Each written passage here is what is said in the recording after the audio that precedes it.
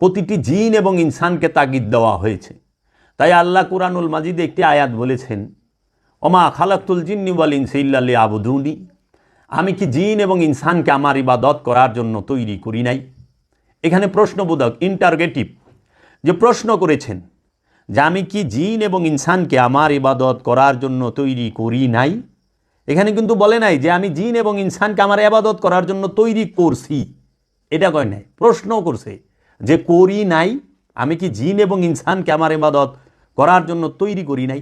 তাইলে জিন এবং ইনসানকে সৃষ্টি করা হয়েছে রবের ইবাদত করার জন্য, এইটা প্রশ্ন করছে আল্লাহ। কেন প্রশ্ন করলো? কারণ জিন এবং ইনসানকে আল্লাহ রব্বুল আলামিন সীমিত স্বাধীন ইচ্ছা শক্তি দিয়েছেন, যে তোমার ইচ্ছা, তুমি মনে চাইলে করতেও পারো, নাও করতে পারো। এর জন্য এই জিন আর ইনসানের নিকট আল্লাহ হচ্ছেন কি আল্লাহুস সামাদ, আল্লাহ মহান নিরপেক্ষ। কারণ যিনি নিরপেক্ষ রব্বুল আলামিন, তিনি কখনোই কাহারও স্বাধীনতার উপরে হস্তক্ষেপ করেন না। আর যদি কেউ আল্লাহ স্বাধীনতার উপরে হস্তক্ষেপ করেন, তাহলে আল্লাহ রব্বুল আলামিন আর নিরপেক্ষ থাকেন না।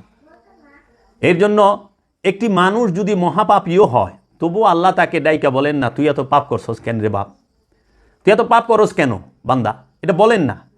আবার একটা মানুষ যদি অনেক নেক করে, নেকের পুণ্যের কাজ করে, তাকেও বলেন না তুমি এত পুণ্য কেন করো, জিজ্ঞেস করেন না। না, একটা মানুষ যদি মদ খাইতে খাইতে, সিগারেট খাইতে খাইতে তার লিভার পচায় ভালায়, আল্লাহ কোনো দিন কয় না বান্দা মদ খায়া সিগারেট খায়া তুমি তোমার লিভারটা পচায় ভালাইছ, তুমি আর খাইও না, এটা আল্লাহ জীবনেও কয় না। আবার একটা মানুষ জীবনে মদ সিগারেট কিছুই খায় নাই, তাতেও আল্লাহ তারে জিগায় না যে তুমি জীবনে মদ সিগারেট কেন খাইলা না, একটু খাইবার পারতা না। তাহলে এই জিজ্ঞেসটা কে করে আর নিষেধটা কে করে? এটা করে আপন গুরু মুর্শিদ, আপন রসুল। যখন একটা মানুষ মদ খাইতে খাইতে তার লিভার নষ্ট করে, তখন আপন রসুল নিষেধ করে তুমি মদ পান করো না, এটা ভালো না। একজন ডাক্তার নিষেধ করে আপনি আর মদ খায়েন না, আপনার লিভারটা পুইসা গেছে। আল্লাহ নিষেধ করে না, গুরু নিষেধ করে। যখনই গুরু নিষেধ করে, তখনই গুরু মানা কষ্ট হয়ে যায়। কারণ প্রবৃত্তি আপন ইচ্ছা কখনো গুরু মানতে চায় না। তাই আমার দয়াল মুর্শিদ বাবা জাহাঙ্গীর বলেছেন, আল্লাহ মানা সহজ, পীর মানা কঠিন। আল্লাহকে সবাই মানতে চায় এবং মানে, কিন্তু পীরকে সবাই মানে না। কারণ আল্লাহ কাহারও ইচ্ছার বিরুদ্ধে দাঁড়ায় না, কিন্তু আপন রসুল, আপন পীর মানুষের ইচ্ছার বিরুদ্ধে দাঁড়িয়ে যায়। তাই আমরা সমাজে দেখতে পাই যে নফসের পরিচয় নিয়ে অধিকাংশ মানুষের কোনো মাথা ব্যথা নাই। খান্নাসরূপী শয়তানের পরিচয় জানার জন্য, খান্নাসরূপী শয়তান থেকে মুক্ত হওয়ার জন্য অধিকাংশ মানুষের কোনো প্রকার জানার আগ্রহ, বুঝার আগ্রহ, এই ইচ্ছা বাসনা, এটি কিছুই দেখা যায় না। মানুষ শুধু ঘটনা শুনতে চায়, মানুষ শুধু মৌজেজার কথা শুনতে চায়, কারামতের কথা শুনতে চায়। মানুষ শুধু তার যে দল, তার যে মত, তার যে গোত্র, সেটাকে নিয়ে অহংকার করতে চায়, তর্কে বিতর্ক লিপ্ত হইতে চায়, এবং কে বড় কে ছোট, এই ছোট বড় করতে খুব ভালোবাসে। এমনকি নবী রসুলদের মধ্যেও ছোট বড় করতে কোনো দ্বিধা করে না। এখন আমরা দেখতে পারতেছি যে সমাজের মধ্যে এখন তো নবীর দরজা বন্ধ, নবীর দরজা এখন বন্ধ, কিন্তু রেসালাতের দরজা এবং বেলায়েতের দরজা, আবদিয়াতের দরজা খোলা। তো অলিদের মধ্যেও দেখি ভাগ করা হয়, তফাত করা হয়, ছোট বড় করা হয় ক্ষুদ্র জ্ঞানের অধিকারী মানুষেরা।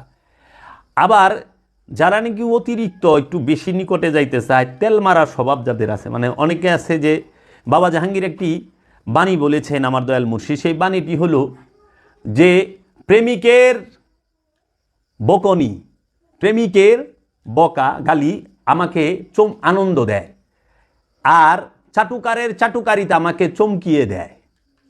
আমাকে চমকায় দেয় কে? চাটুকারের চাটুকারিতা। আর আনন্দ দেয় কে? প্রেমিকের গালি। প্রেমিক গালি দিছেই ওইটা আনন্দ আছে। আমাদের সমাজে অধিকাংশ প্রতিষ্ঠান সেবামূলক খায়া ভালাইছে হইল দালালে, মানে মধ্যসত্ত্বাভোগী যারা, কাঁচা বাজার খাইছে মধ্যসত্ত্বভোগী যারা, তারা মানে মিডল ক্লাস, যারা নাকি মধ্য সেন্টারে থাকে, তাদের পুঁজি নেই, তাদের পুঁজি হলো খালি চাপাটা। এই কিন্তু আপনি দেখবেন যে কৃষকও পণ্যের ন্যায্য মূল্য পাচ্ছে না এবং যে ক্রেতা সেও তার সুবিধা মতো মূল্যে কিনতে পারতাছে না। এই দুইজনের মাঝখানে যে নাকি মধ্যভোগী সে হয়ে যাইতেছে আঙ্গুল ফুইলা বটগাছ। তা প্রতিটা অলিয়ে কামেলের দরবারের মধ্যেই এরকম মধ্যভোগী কিছু লোক আছে যাহাদের ধারা ওইখানে তেল মারার এবং একটা বিশেষ ব্যবস্থা থাকে। এদেরকে বলা হয়, যেরকম একটা যে কোনো দরবারে যাবেন, আপনি উরসে যাবেন, বড় বড় অলি আল্লাহদের যেখানে হাজার হাজার মানুষের জমায়েত হয়, ওইখানে আমি শুনছিলাম যে ভারতের বিখ্যাত একজন আল্লাহর ওলি এবং আলেম, তিনি হচ্ছেন সৈয়দ হাশমি মিয়া। তিনি বলছিলেন যে তুমি যেইখানেই যাইবা যায় দেখবা যে মাজারের মধ্যে কিছু থাকে নজরবাজ। নজরবাজ কারে কয়? যারা আইতে যাইতে যত লোক আছে সবাই রে একখানে বয়ে থাকবার এইভাবে তাকায় তাকায় দেখবো তার চলা ফেরা। আচ্ছা, হ্যাঁ, কে রে আইছে? এরা হলো নজরবাজ, মানে সবাই রে এরা দেখে। কিছু আছে ধান্দাবাজ, যে ওই যে এত ভিড় মানুষ ওইখানে সে কিছু ধান্দা করব, নইলে সে পকেট মারব, নইলে সে ওইখানে ড্রাগস বেচবো, নইলে সে ওইখানে আপনার যে কোনো এই এটা সেটা লেনদেন করব, জুতা চুরি করে লে যাব। এটি হলো ধান্দাবাজ। আবার কিছু আছে পুঁজিবাদ, মানে এরা কি হলো একটা মাহফিল বড় হইছে, হাজার হাজার মানুষের জমায়েত, একটা উরুস বড় হচ্ছে, ওইখানে দোকান দেওয়া বইব, কেউ ফুরুলির দোকান, কেউ আছারের দোকান, কেউ কিন্তু ওই উরসের মধ্যে ওয়া শুনবারও যায় নাই, ওই উরসের সাথে এর কোনো, ওই মাহফিলের সাথে এর কোনো লেনাদেন নেই। এর লেনাদেন হলো পুরি ব্যাস, এই পেঁয়াজু ব্যাস, সিঙ্গারা ব্যাস, আচার ব্যাস, এইগুলা বেচতে থাক খালি ধুম দারাক্কা। ওই ওয়াজের দিকে কোনো খেয়ালও নাই, অলির দিকেও কোনো খেয়াল নাই। আবার কিছু আছে তেলবাস, যাহারা খালি তেল মারব, তেল মারব, এদের বলা হয় তেলবাস। দেখবেন প্রত্যেক দরবারে প্রত্যেক ইয়ে তেলবাজ আছে। যাই করব পয়লাই হ্যাঁ তাকবিরটা নারায় তাকবীর, আল্লাহু আকবার, এরকম একটা তাকবীর উঠাই দিব এবং সে জানা তাই কইব, এবং তার সামনে যে আছে সেও জানা ওইটাই কইব, এবং সত্যকে মিথ্যা বানাইব, মিথ্যাকে সত্য বানাইব। এটি হলো তেলবাজ গো কাম। একমাত্র তেলবাজেরা সত্য এবং মিথ্যা দুইটারে মিশ্রণ করে। তারপরে কিছু দেখবেন যে ফাপড়বাজ, কি যে ফাপড়লে চলে, এমন ফাপড় মনে হইব ইনি আল্লাহর ওলি, ইনি অনেক পুষা মোকাম আছে সব সময়, হ্যাঁ ওকে লাহুত মোকামের মধ্যে থাকে, মাঝে মধ্যে নিচে নামে, এরকম একটা ভাব তার সব সময় একটা ভাবে থাকে। তাই হলো ফাপড়বাজ। এরকম ফাপড়বাজ, নজরবাজ, ধান্দাবাজ, পুঁজিবাজ, হ্যাঁ তেলবাজ, এই সমস্ত জায়গায় থাকে। আর এই সমস্ত জায়গাগুলোকে কলঙ্কিত করে এবং নষ্ট করে কারা? এই ফাপড়বাজেরা, এই ধান্দাবাজেরা, এই নেশাবাজেরা, এই আপনার ইয়েরা, যে তেলবাজেরা, ধান্দাবাজেরা। এখন একটা সাধারণ মানুষ গেল, যাইয়া দেখলো যে ওখানে কতটি নেশাবাজ বইয়া নেশা করতেছে, মনে করতেছে যে হ্যাঁ এই মাজারে দেখছ, মাজারে নেশা দেখছ, কিন্তু ওই মানুষটা কখনো বুঝতে চায় না যে যার মাজার সে কি নেশা করে, নেভার। তাকে কি দেখছো এখানে বৈশা নেশা করতে? না। তাহলে অন্য একটা বাজে লোক আই সেইখানে নেশা করতেছে, তুমি ওনার অপবাদটা তার কাঁধে দাও কেন? এই মাজারে পকেট মার ঢুকছে, আচ্ছা মসজিদে কি জুতা চুর ঢুকে না? ঢুকে তো। মসজিদে কি মোবাইল চুর ঢুকে না? ঢুকে তো। মসজিদে কি মানি ব্যাগ চুর ঢুকে না? ঢুকে তো।